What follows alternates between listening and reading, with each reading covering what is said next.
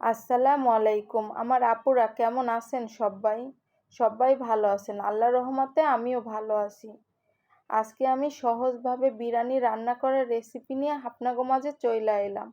আমার রেসিপিটা যদি ভালো লাগে আমার পাশে থাকবেন, আমারে সাপোর্ট করবেন। অতি ঘরোয়া উপায়ে এইভাবে বিরিয়ানি রান্না করলে অনেক মজা লাগে। প্রথমে আমি মাংসটাকে সুন্দর করে ধুইয়া নিছি। একটা বড় একটা হাড্ডি ছিল, ওইটা আমি রাইখা দেই না দিয়া দিছি। এর মধ্যে আমি পেঁয়াজ, কাঁচামরিচ, আমি আজকে কোনো গুঁড়া মরিচ দিব না, এই কারণে আমি কাঁচামরিচটাও একটু বেশি দিছি। তার মধ্যে আমি আদা রসুন লবণ তেল দিয়া নিছি, আর হইছে সাথে দিব টক দই। এখন আমি সুন্দর করে মাংসটারে মাখায় রাইখা দিম, পরে চুলায় দেওয়ার সময় গরম মশলা দিয়া দিমু।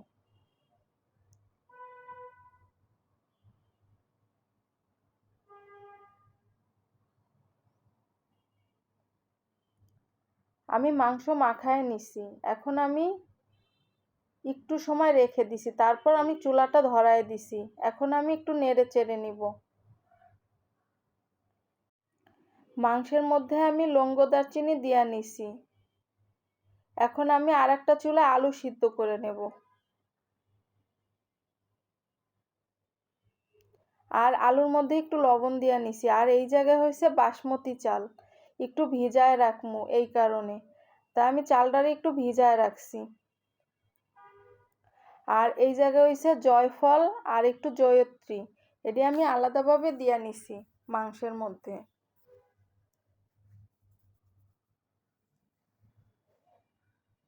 এখন আমি ভালো করে নেড়ে চেড়ে তারপর আবার ঢাকনা দিয়ে ঢাইকা রাখবো। আর আজকে বিরিয়ানিটা আমি সরষে তেল দিয়ে রান্না করতেছি, এই কারণে এরকম লাল দেখা যাচ্ছে।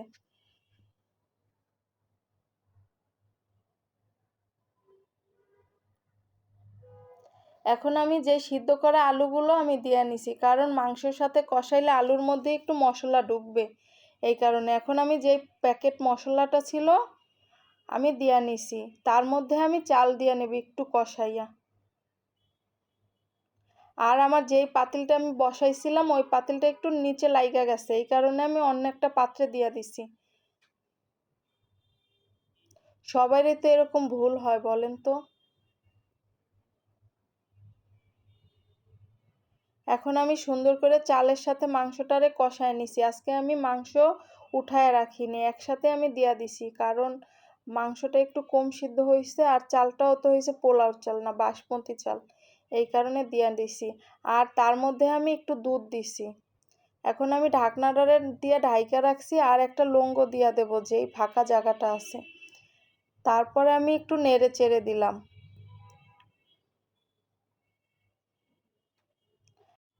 একটু সময় আমি দমে দিছিলাম বিরিয়ানিটা, তারপর আবার নেড়ে দিলাম। দেখেন কতটা ঝরঝরা হয়েছে। আমার বিরিয়ানি রান্নার রেসিপিটা যদি ভালো লাগে আমার পাশে থাকবেন, আমারে সাপোর্ট করবেন। এখন আপনাদের আমি বেড়ে দেখাবো, আর আপনাদের কাছ থেকে আমি বিদায় নেব। সবাই ভালো থাকবেন, সুস্থ থাকবেন। আল্লাহ হাফেজ। আসসালামু আলাইকুম।